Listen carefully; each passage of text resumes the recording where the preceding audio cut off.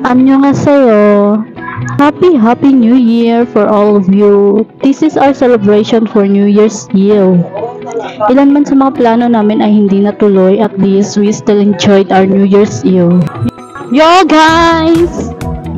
Happy New Year to all of you! Hi guys! Happy New Year! Happy New Year! Lagi sa 2025 magpapapayat na ako, promise. That's your New Year resolution daw. Ayan, nagpa-games yung sister namin si Kissy, left and right. First time namin nag-games during New Year's Eve kasi ang usually lang na ginagawa namin ay nagkakantahan and also kumakain, ganun. Walang ligtas si ate sa part na yan, inaya talaga namin siya na sumali sa games. She had no choice kundi ang sumali, nadaan namin sa pamimilit. Very competitive nga ang atake ko dyan, kaso kasyungahan ko, ayan, nalito pa rin ako and una pang naligwak. But that's okay, enjoy naman, sobrang saya nga namin habang naghihintay kami na sumapit ang alas 12 ng gabi. Kaso wala pang 12 ng mga oras na yun, sobrang ingay na sa labas, nagpapahiwatig na malapit na sumapit ang alas 12 ng ating gabi. Papalapit na ang 2025.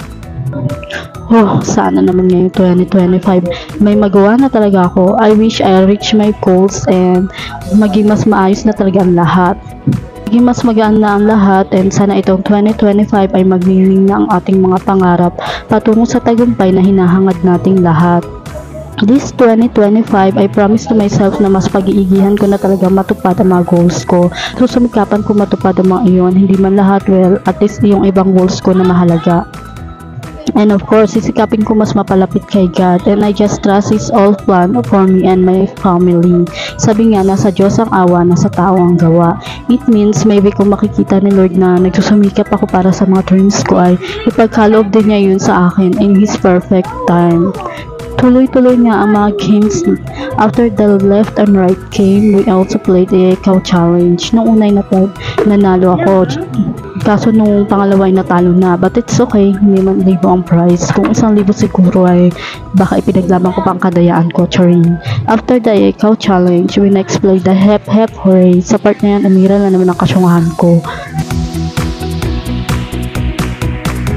And this is our all handa for New Year's Eve. Lahat yan ay si ate ang nag-prepare. Walang naiambag ko lang talaga dyan ay mag-video, charing. For the vlogger munang atake natin now. It's important to me na ma-vlog ang mga moment namin na ito. Kasi bihira lang naman kami mag-enjoy ito. Simple lang naman ang mga inihanda namin. Crayon, salad, tapioca, pancit, and ulam lang naman ang mga inihanda namin. Nin magtipid kasi pagkatapos nito, tuyo na ang ulam namin, charing. Diyos ko, pati ito yung mahal na rin ang price, no? Na maluloka ka na lang talaga sa mga price ng mga bilihin ngayon. And ayan, before the 12 midnight ay lumabas na kami. Sobrang ingay na yan, hindi mga paputok ha, kundi ng mga motor na papatunog ng mga may-ari. Lahat nga kami nasa labas para manood ng mga fireworks. Some of our neighbors ay may mga pailaw silang sinindihan. But in our family ay wala kaming sinindahang mga pailaw kasi hindi mauso sa amin yun. Nalohan naman ako sa kapatid kong manginginom.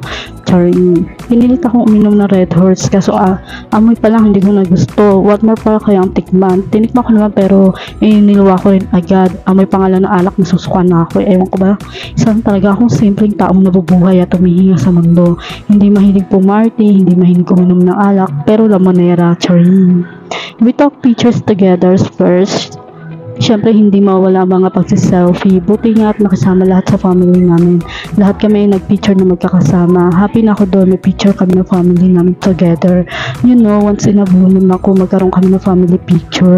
Kapag nagkapera ko, ay ipapaprint ko ito and ilalagay ko sa album. After we talk selfies, nag-exchange gift na kami. Kala ko hindi magugustuhan na Bimbi ang gift ko sa kanya na chocolate. Aba, nagulat akong tuwang-tuwa siya. Si Bimbi kasi ang nabunot ko. She's pamangkin na asawa ng ate ko and siya ang nabunot ko. And after of our exchange gift ay kumain na kami. Ayan ang hindi mawala sa amin. Umuwi kami sa bahay para doon kumain. Ayan, kasama yung mga kapatid ko, si mama and si tita. Sabay-sabay kaming kumain. Pansit and Graham lang naman ang kinain ko at habang kumakain ako sabi ko sa sarili ko next year talaga magda-diet na ako. Sana naman Lord, tulungan mo ako matupad na ang aking goal na pagpapapayat this 2025. Hindi na ako makasya sa mga damit ko. Sikapin na talaga natin magbawas ng timba kasi kundi mga damit ko na ang magbabawas at madami na ang hindi ko makasya. So ayan, ang aming ganap nung New Year's Eve guys. Masaya naman kami and we really enjoyed it. So that's all for today. Thank you so much for watching. 다음에 또 만나요. 안녕히 계세요.